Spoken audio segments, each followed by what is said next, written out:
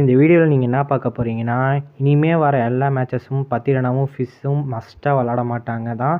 Reason எல்லாருக்கும் தெரிஞ்சிருக்கும். Pathirana ruled out.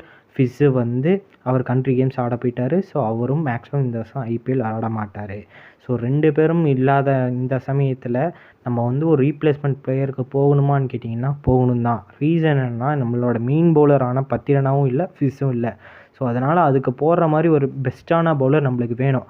So அதுக்கு ஏற்ற மாதிரி யாரை வந்து ரீப்ளேஸ்மெண்ட்டாக சைன்இன் பண்ணால் நல்லாயிருக்கும், அதான் இந்த வீடியோக்குள்ளே பார்க்க போகிறோம். இந்த வீடியோவில் ஆரம்பத்திலே சொல்லிடுறேன், மெயினான நான் 2 பவுலர் சூஸ் பண்ணியிருக்கேன்.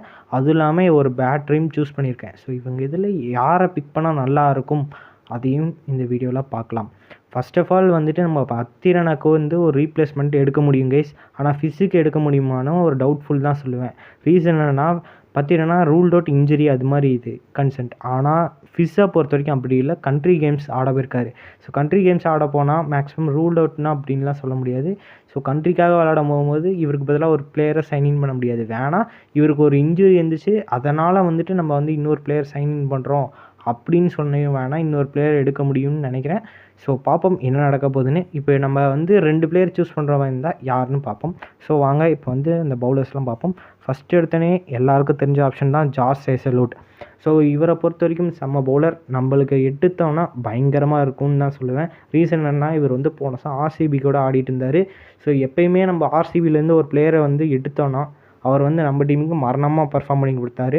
ஸோ இவர் வந்து ஏற்கனவே நம்ம டீமுக்காக செம்மையாக பர்ஃபார்ம் பண்ணி கொடுத்த பிளேயர் தான். ஸோ இப்போ வந்தாலும் பயங்கரமாக தான் இருக்கும் தான் நினைக்கிறேன். ஸோ வருவாரா மாட்டாரான்னு சிஎஸ்கேக்கு தான் தெரியும். ஏன்னா மஸ்ட்டாக எடுக்க போகிறது இவர் எடுக்கலாம்.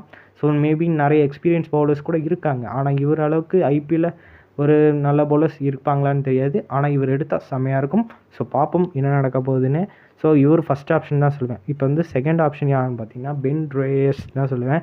இவர் வந்து செம்மையாக எக்ஸ்பீரியன்ஸ் பவுலர். பிக் பாஸ் லீக்லலாம் செம்மையாக பவுலிங் போட்டு இந்த பவுலர் தான்.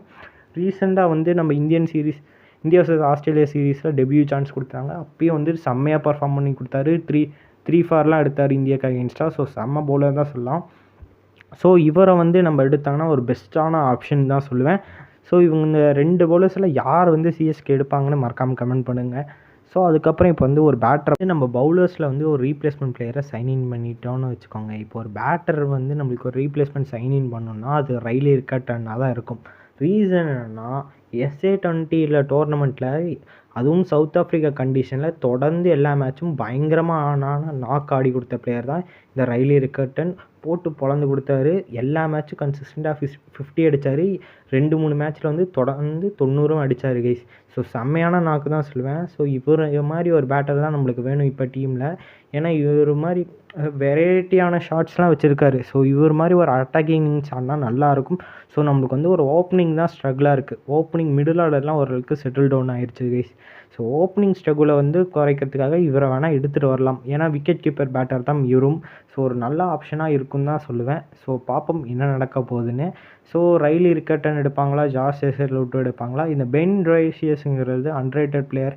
ஸோ சிஎஸ்கே ஒரு அன்ரேட்டட் பிளேயருக்கு போகிறாங்கன்னா அவருக்கு போகக்கூட சான்ஸ்கள் இருக்குன்னு தான் சொல்லுவேன். ஸோ அவர் எடுப்பாங்களான்னு டவுட்ஃபுல் தான். ஆனால் ஜாஸ் ஹேசல்வுட்டை மஸ்ட்டாக எடுக்கக்கூட சான்ஸ் இருக்குது. ஸோ ரைலி ரிக்கர்டனும் சான்ஸ் இருக்குது. ஆனால் மஸ்ட்டாக எடுப்பாங்களான்னு சொல்ல மாட்டேன். ஜாஸ் ஹேசல்வுட் தவிர மிச்சிருக்க 2 பிளேயர் ஒரு அன்ரேட்டட் பிளேயர்ஸ் தான் சொல்லுவேன். ஸோ பார்ப்போம் என்ன நடக்க போகுதுன்னு. ஸோ அவ்வளோதான் கைஸ். இந்த வீடியோ பிடிச்சிருந்தா உங்கள் ஃப்ரெண்ட்ஸ் அண்ட் ஃபேமிலிக்கு ஷேர் பண்ணுங்கள். ஸோ மிச்சப்படியில் தான் பை கைஸ்.